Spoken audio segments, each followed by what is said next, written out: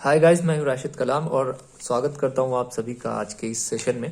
देखिए, आज हम लोग यूपी विधान परिषद समीक्षा अधिकारी 2020 यानी जो आपका आरओ का पेपर है 2020 का, उसको हम लोग सॉल्व करने जा रहे हैं। और आज के इस वीडियो में हम लोग देखेंगे जनरल स्टडीज के यानी सामान्य अध्ययन के 50 क्वेश्चंस को।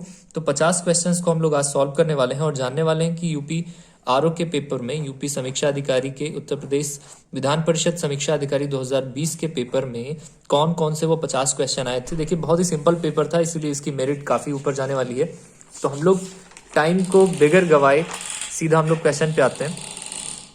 जरा ध्यान से देखिए कि पहला क्वेश्चन है कि लक्षद्वीप व मिनिकॉय, देखिए दो द्वीप हैं, इनको कौन सा चैनल अलग करता है। तो इसका डायरेक्ट आंसर हम आपको बताएं कि 9 डिग्री चैनल है। बाकी आप डिटेल्स में जाके चेक कर सकते हैं। लक्षद्वीप और मिनिकॉय द्वीपों को 9 डिग्री चैनल अलग करते हैं, इन दोनों को सेपरेट आउट करते हैं।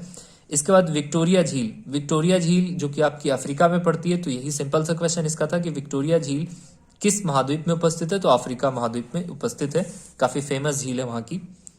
नेक्स्ट क्वेश्चन आपसे पूछे कि कौन सी नदी जो बिजनौर से होकर बहती है। देखो भाई, अगर आप यूपी का पेपर दे रहे हो तो आपको नदियों का ज्ञान होना चाहिए, और कौन सी नदी किस शहर से होकर जाती है या कौन सी नदी के किनारे कौन सा शहर बसा हुआ है, ये जानना बहुत जरूरी है।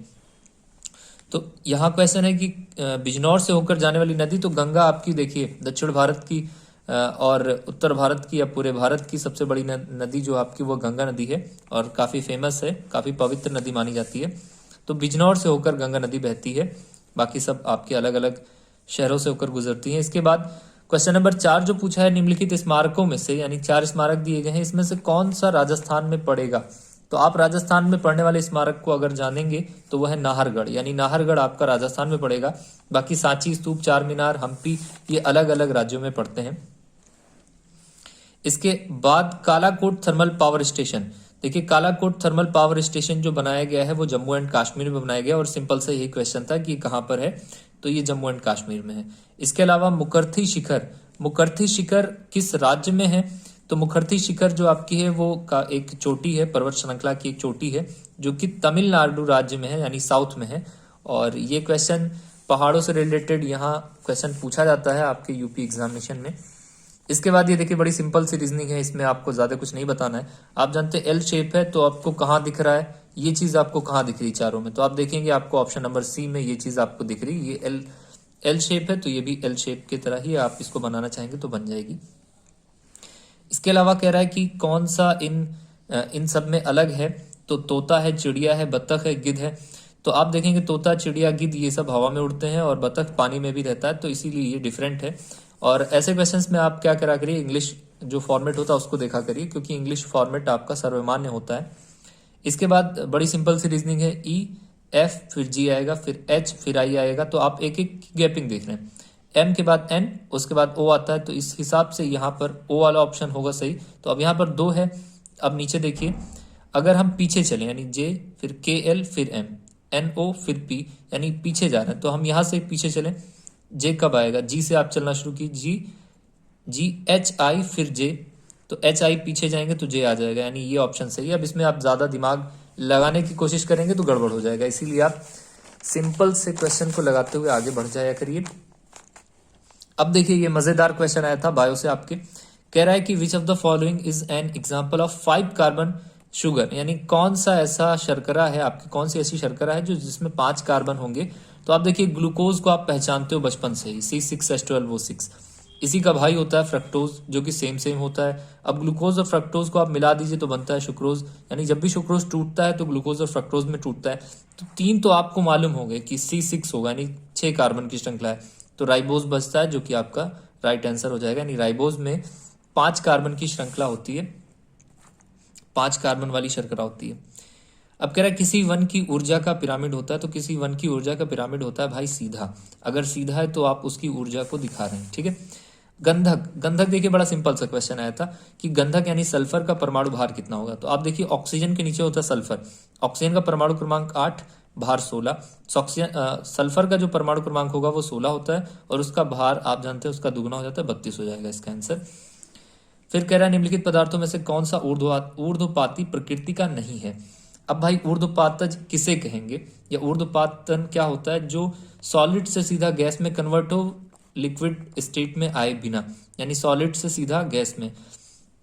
जैसे बाबा जी लोग होते हैं ना, वो मंदिर पे और मज़ारों पर वो थोड़ा सा चूरन डालते हैं, उसके बाद धुआं निकलता है, लोबान होता है ना वो, आयोडीन, कपूर, नेप्थलीन। तो ये सब आपके कैसे होते हैं, ये सब आपके जो होते हैं वो सब क्या हो सकते हैं, ऊर्ध्वपातज होते हैं, ऊर्ध्वपाती पदार्थ होते हैं। इनमें से नहीं है तो वो कैल्शियम कार्बोनेट है, CaCO3 जो होगा वो आपका ऊर्ध्वपाती नहीं है, बाकी सब हैं। अच्छा साहब, अगले क्वेश्चन पे आते हैं।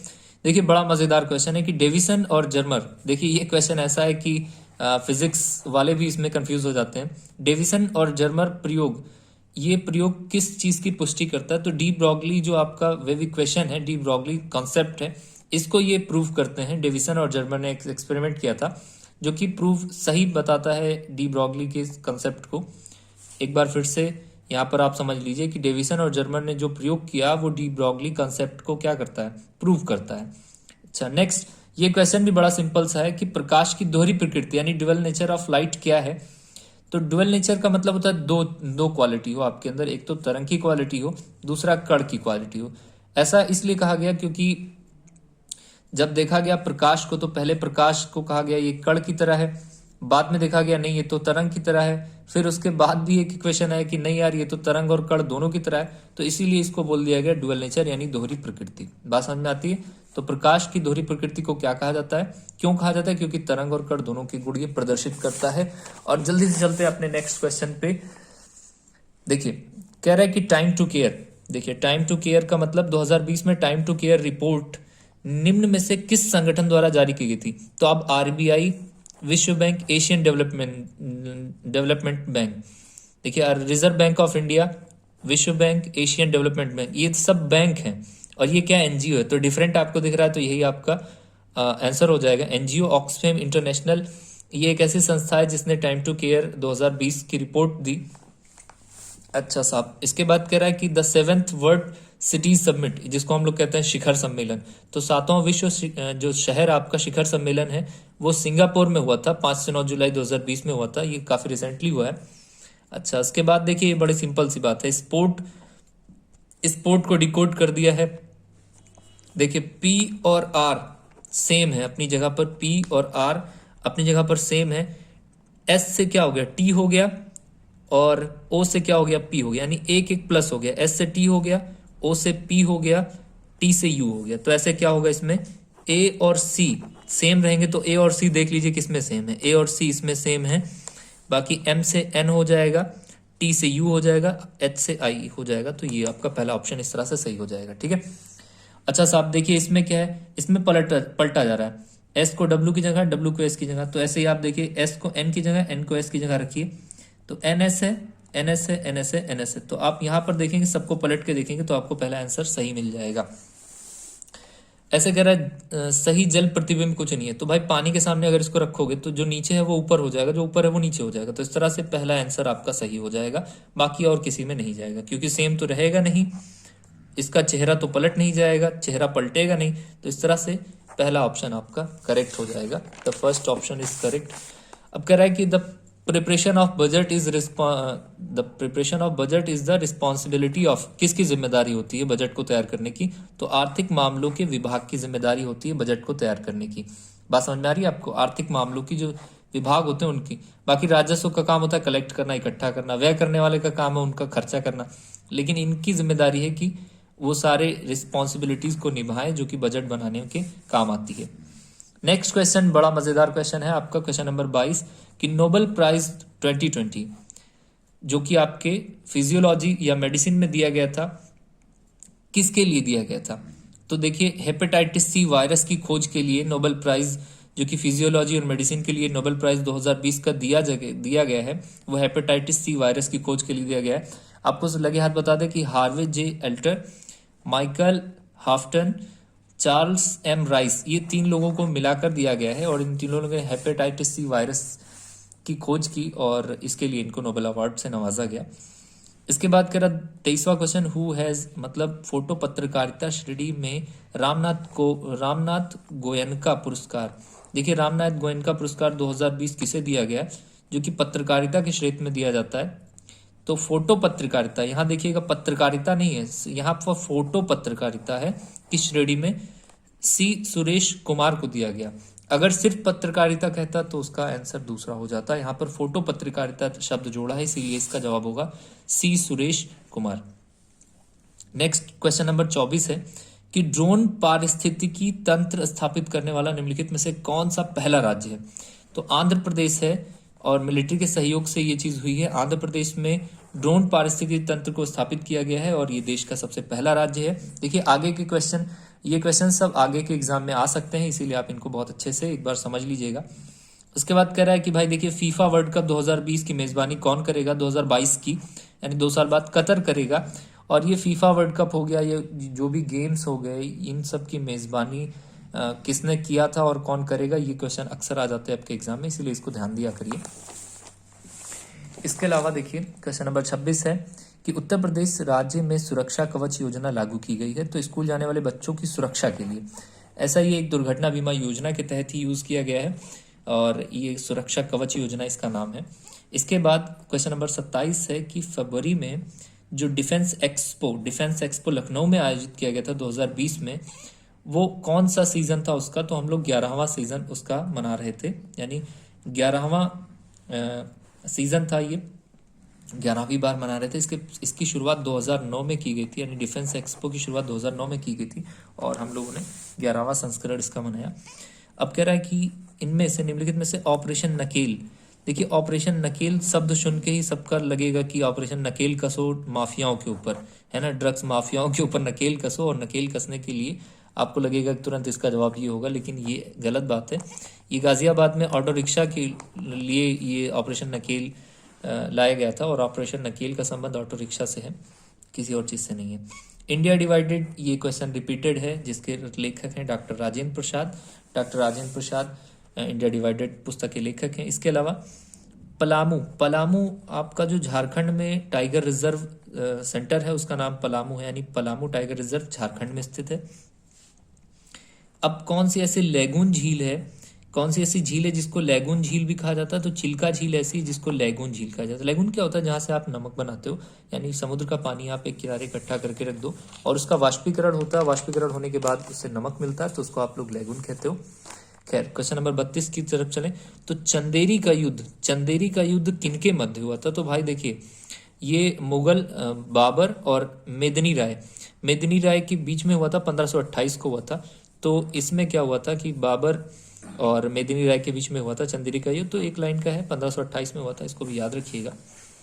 इसके बाद करा 1861 में किसके नायकत्व में प्रगतिशील विचारों का समाचार पत्र इंडियन मिरर आरंभ हुआ, तो देखिए मनमोहन घोष और देवेंद्रनाथ टैगोर दोनों के नायकत्व में हुआ, लेकिन ज्यादातर श्रेय जाता है मनमोहन घोष का, इसीलिए इसका जवाब होगा मनमोहन घोष। इनके नायकत्व में ही इंडियन मिरर का जो आरंभ हुआ वो हुआ 1861 में, ठीक है। चलिए भाई देखते हैं इसके बाद नेक्स्ट क्वेश्चन नंबर 34 है कि अप्रैल 1930 में चित्तागोंग हथियार खाने की लूट की योजना किसने बनाई। देखिए लूटा किसने और योजना किसने बनाई, ये दो अलग क्वेश्चन है। तो यहाँ कह रहा है लूट की योजना किसने बनाई, तो लूट की योजना बनाई थी सूर्यसेन, मास्टर सूर्यसेन ने, और अपने साथ कई स्कूल के बच्चों के साथ इन्होंने अपनी योजना बनाई थी और इसमें उन्होंने चित्तागोंग में ब्रिटिश के जो हथियार थे, यानी ब्रिटिश सैनिकों के जो हथियार थे 1930 में उसको लूट लिया था, अप्रैल 1930 में, और लूटने के बाद उसको देश के लिए स्वतंत्रता संग्राम के लिए यानी स्वतंत्रता के लिए उसको यूज किया।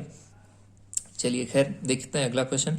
अगर चुनाव में कोई उम्मीदवार मांग करे, यानी कि अगर उसको लगता है कि हमारा वोट कम ज्यादा है, तो कौन चुनाव में मतदान करने वाले मतों की पुनर्गणना का आदेश दे सकता है, यानी दोबारा से गणना करने का आदेश कौन दे सकता है, तो भैया एक ही लोग को पावर है, वो है भारत का चुनाव आयोग, जो ये पावर रखता है कि दोबारा से काउंटिंग करा लो भाई, अगर किसी को कोई डाउट है तो, ठीक है। अच्छा नेक्स्ट क्वेश्चन है कि केंद्र राज्य संबंधों की समीक्षा, यानी केंद्र में क्या चल रहा है, राज्य में क्या चल रहा है, इन दोनों के रिलेशन में समीक्षा के लिए कौन सा आयोग है, तो सरकारी आयोग। देखिए सरकारी है तो दोनों सरकारी है, तो सरकारी आयोग पे आप क्लिक कर दीजिएगा, जहां कहीं दोनों की बात आ जाए। सरकारी आयोग है जिनका काम ही होगा कि केंद्र में क्या चल रहा है, राज्य में क्या चल रहा है, दोनों की समीक्षा कर लेना। इसके बाद क्वेश्चन कह रहा है कि पेरू एक आपका देश है, आप जानते हैं पेरू की राजधानी लीमा होती है। इसके बाद लानकला देखिए चाइना चाइना से रिलेटेड है ये, जहाँ भी आपको ला मिल जाए वो समझ लीजिए कि चाइना है। तो आप देखेंगे लद्दाख और सिक्किम दोनों पास में है, लेकिन इसका सही जवाब है लद्दाख। लद्दाख में ये जो दर्रा है वो आपके चाइना के लिए जाएगा, और लानकला दर्रा जो है वो चाइना के पास में ही है। इसके बाद कह रहा है ब्लैक फॉरेस्ट पर्वत किस महाद्वीप में, तो यूरोप में है ये। ब्लैक फॉरेस्ट पर्वत जो है, ये जो माउंटेन्स है, ये यूरोप में है। इसके बाद जलियांवाला बाग हत्याकांड, ये तो बच्चे बच्चे को मालूम होता है, 1919 में होता है जलियांवाला बाग हत्याकांड।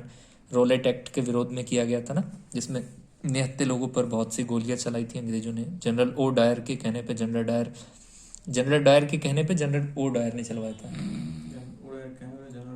हाँ, जनरल ओ डायर के कहने पर जनरल ओ डायर, भाई इसको जरा ध्यान से देख लेना, ओ डायर अलग है, ओ डायर के कहने पर डायर ने चलवाया था, है ना, दोनों हैं। और जिसको एक सबसे कम उम्र के इसका बदला भी लिया गया था, आपको मालूम है कि नहीं? अच्छा चलिए कोई बात नहीं, इसका बदला भी। तो देखिए भाई, ये जो कांड हुआ था वो 13 अप्रैल 1919 में हुआ था। 13 अप्रैल 1919 में एक बहुत कम एज के आपके एक क्रांतिकारी थे उधम सिंह जिनकी उम्र अभी 20 साल थी। 20 साल की उम्र में उधम सिंह ने इस नरसंहार को देखा था कि कई बच्चों को, कई बूढ़ों को, कई जवानों को पर गोलियां चलाई गई, और जनरल ओ डायर के कहने पर जनरल डायर ने गोलियां चलवाई।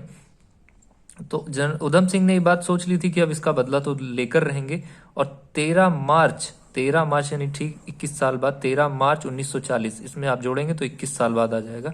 21 साल बाद इन्होंने कैस्टन हॉल में जनरल ओ डायर को रिवॉल्वर से के सामने से क्या किया, इन्होंने फायर करके उड़ा दिया इनको, और उड़ाने के बाद अपना बदला पूरा किया। और ये कहीं गए नहीं बल्कि सरेंडर कर दिया अपने आप को। और ये कहा, और इन्होंने जो कहा था वो पेपर में उस टाइम में बहुत सुर्खियों में था। इन्होंने कहा था कि हमने अपने देश का बदला था वो हमने ले लिया है, और हमको फांसी होती है, हमको आप शूट कर दीजिए, कोई फर्क नहीं पड़ता इससे। खैर, इसके बाद देखिए नेक्स्ट क्वेश्चन है कि अशोक के अभिलेख किस लिपि में लिखे गए हैं, तो वो ब्राह्मी लिपि में लिखे गए हैं। इसके अलावा नेक्स्ट क्वेश्चन है 42 नंबर का, भारत में निम्न में से प्रथम सहायक संधि पर हस्ताक्षर करने वाला कौन था? तो देखिए, अवध का नवाब और हैदराबाद का निजाम, ये दोनों आपको कंफ्यूज करेंगे। तो इसमें आप देख लीजिएगा कि भारत में निम्न में से प्रथम सहायक संधि पर हस्ताक्षर करने वाला कौन था, तो हैदराबाद का निजाम ये सही जवाब माना जाएगा। इसके अलावा अगर कहा जाए कि सबसे पहले कौन आया आगे तो अवध का नवाब ही था, लेकिन संधि पर हस्ताक्षर करने वाला हैदराबाद का निजाम था। खैर, पंडित रमाबाई किसकी महान विदुषी थी? तो पंडित शब्द आ गया तो आप संस्कृत कह दीजिए, क्योंकि पंडित जी लोग संस्कृत बहुत अच्छा जानते हैं। खैर, तो पंडिता रमाबाई किसकी महान विदुषी थी? संस्कृत। इसके अलावा चलिए देखते हैं 44 नंबर क्वेश्चन कह रहा है, निम्नलिखित में से कौन सी फसल उत्तर भारत में रबी फसल का उदाहरण नहीं है? तो रबी फसल का उदाहरण नहीं कौन? मूंगफली की फसल है भाई। बाकी गेहूं, सरसों, सूर्यमुखी रबी फसल में होते हैं, लेकिन मूंगफली की फसल खरीफ फसल में होती है। और खरीफ की फसल कौन होती है? जो जून जुलाई में बोई जाती है। ठीक है, बाकी रबी की फसल कब बोई जाती है? अक्टूबर नवंबर में बोई जाती है। करेक्ट। क्वेश्चन नंबर 45 कह रहा है कि निम्नलिखित देशों में से किसमें विश्व व्यापार संगठन का मुख्यालय स्थित है? तो आप कहेंगे संयुक्त राष्ट्र अमेरिका, WTO, जिस पर एक बार आक्रमण हुआ था, सद्दाम हुसैन ने वो किया था ना, हाईचेक करने के बाद उस पर अटैक करवाया था, WTO, वर्ल्ड ट्रेड ऑर्गेनाइजेशन पर। खैर, भारत के राष्ट्रीय जनसंख्या आयोग की वर्ष कब मनाई जाती है? तो 11 मई 2000 में ये स्थापना की गई थी जनसंख्या आयोग की। 11 मई 2000 में ये की गई थी इसकी स्थापना। अगले क्वेश्चन पे आते हैं कि national song of India was adopted, यानी भारत का जो राष्ट्रीय गीत था वो कब अडॉप्ट किया गया? तो 24 जनवरी 1950 को अडॉप्ट किया गया। कहाँ से किया गया? आनंद मठ से किया गया। आनंद मठ बंकिम चंद्र चटर्जी की लिखी हुई किताब है, और वहाँ से आपके राष्ट्रीय गीत को उठाया गया। 24 जनवरी 1950 को अडॉप्ट किया गया। 48वां क्वेश्चन है कि किस वर्ष प्लूटो को बौना ग्रह या ड्वार्फ प्लेनेट घोषित किया गया? तो 2006 में ऐसा किया गया। नासा ने इसको देखा और बहुत छोटा था, जिसकी वजह से, और कई सारी विशेषताएं थी जिसकी वजह से इसको ड्वार्फ ग्रह या बौना ग्रह घोषित कर दिया गया। 49वें क्वेश्चन पे आते हैं। 49वां क्वेश्चन क्या है कि उत्तर प्रदेश के मिर्जापुर, भाई मिर्जापुर तो बहुत ही ढांसू सीरीज है, आप उसको जरूर देखिएगा, मेरी तरफ से भी देख लीजिएगा, है ना। चचा उसमें मिलेंगे आपको, चचा वो सब आपको मालूम हो जाएगा। तो मिर्ज़ापुर जो है उसमें कजरी महोत्सव जो होता है वो काफ़ी धूमधाम से मनाया जाता है। तो मिर्ज़ापुर में जो मनाया जाने वाला आपका महोत्सव है वो कजरी महोत्सव है। खैर, लास्ट क्वेश्चन पे आते हैं कि निम्नलिखित में से कौन सा नाग मिसाइल का हेलीकॉप्टर रूप है। तो नाग मिसाइल का हेलीकॉप्टर रूप आपका हेलिना है। बाकी डिटेल्स आप लोग खुद देख सकते हैं। अगर आपको कोई चीज़ वाकई इसमें जानना है तो आप कमेंट करके बताइए। अदरवाइज ये वीडियो आपको कैसा लगा हमको ज़रूर बताइए। लाइक कीजिए, अपने दोस्तों में शेयर कीजिए और सब्सक्राइब कीजिए चैनल को अगर आप तक आपने नहीं किया है। धन्यवाद।